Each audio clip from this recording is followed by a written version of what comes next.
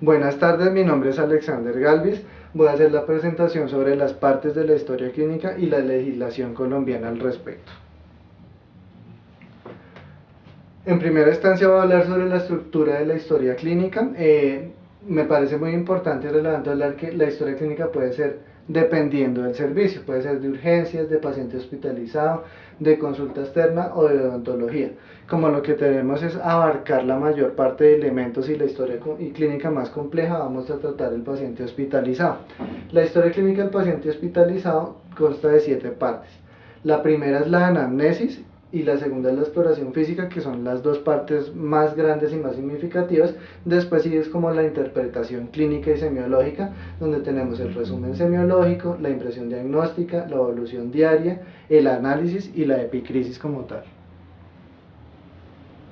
Bueno, con respecto a la anamnesis, es el interrogatorio donde se registra lo que el paciente refiere a través de unas preguntas determinadas que hace el médico. Estas preguntas se dividen en los datos personales, que se recopilan los nombres y apellidos, el documento de identidad, la fecha de nacimiento, la dirección, teléfono, ocupación, sexo, estado civil, entre otros. El motivo de la consulta es donde se consigna con las palabras propias del paciente lo que el paciente siente. A veces en este va a ser el motivo de la internación. La enfermedad actual. La enfermedad actual se consignan los datos relacionados a cuándo se inició la sintomatología, cómo inició, si ha recibido tratamiento y cómo se ha sentido actualmente. La revisión por sistemas es la descripción de signos y síntomas presentados por el paciente por los sistemas. Los antecedentes pueden ser personales o familiares. Los antecedentes personales se dividen a su vez en fisiológicos, patológicos, del medio y los hábitos.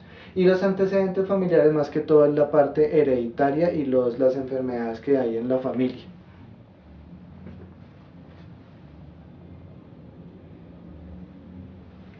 Bueno, después tenemos la exploración física, que consta del examen físico que realiza el médico y que generalmente va en este orden, que es la inspección, la palpación, la percusión y la auscultación. Posteriormente eso se toman siempre lo que es los signos vitales, donde está la tensión arterial, la frecuencia cardíaca, la frecuencia respiratoria, temperatura, peso, talla, índice de masa corporal, entre otros. La exploración generalmente siempre se realiza en sentido céfalo-caudal y de lo general a lo particular. El resumen semiológico, constituido por los datos positivos de la anamnesis y el examen físico, es una historia clínica abreviada y de fácil y rápida lectura y sirve como base para las consideraciones diagnósticas, como los síndromes clínicos, para que el médico pueda realizar el diagnóstico diferencial y hacer un diagnóstico asertivo, diagnósticos presuntivos y orientar el plan terapéutico y los estudios complementarios que se requieran.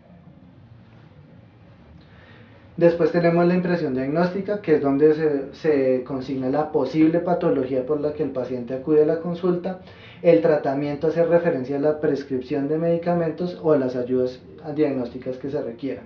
La evolución diaria es la recopilación de todos los datos del paciente durante la estancia hospitalaria y actualiza el examen físico diario y se anotan los cambios que ha tenido el paciente, es decir, se puede evaluar si ha mejorado o si ha desmejorado. El análisis es la interpretación de todos los datos adquiridos durante el diligenciamiento de la historia clínica. Y por último tenemos la epicrisis, que básicamente es el resumen de la atención que se le dio al paciente. Bueno, ahora pasamos a lo que es el marco normativo de la historia clínica en Colombia. Haciendo un recuento histórico, tenemos la Ley 23 de 1981. En esta ley se mencionan los modelos relacionados con el diligenciamiento de la historia clínica. En la Ley 80 de 1989 se crea el Archivo General de la Nación y por lo tanto las normas de la conservación, custodia y confidencialidad de la historia clínica. En el Decreto 2174 de 1996 es mediante el decreto se organiza el sistema obligatorio de garantía de la calidad y el manejo del soporte documental. Posteriormente tenemos la resolución 1995 de 1999, que es la norma de normas prácticamente de la historia clínica. Es la más reconocida y establece las normas para el manejo de la historia clínica. Comprende 4 capítulos sobre el manejo de la historia clínica. Posteriormente tenemos la Ley 911/2004, que establece la responsabilidad deontológica de la enfermería. Esto hace referencia a la ética profesional, y el capítulo 5 de la responsabilidad frente al registro de enfermería como tal. El decreto 1011-2006 establece el sistema obligatorio de garantía de la calidad en atención en salud. La resolución 0058-2007, que deroga la resolución 1715 de 2005 y establece nuevas normas para el manejo de la historia clínica como custodia y tiempo de conservación.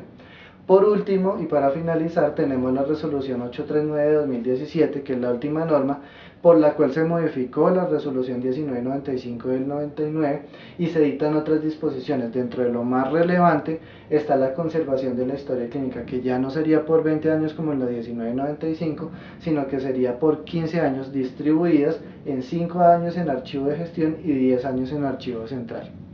Bueno, esto es todo, muchísimas gracias.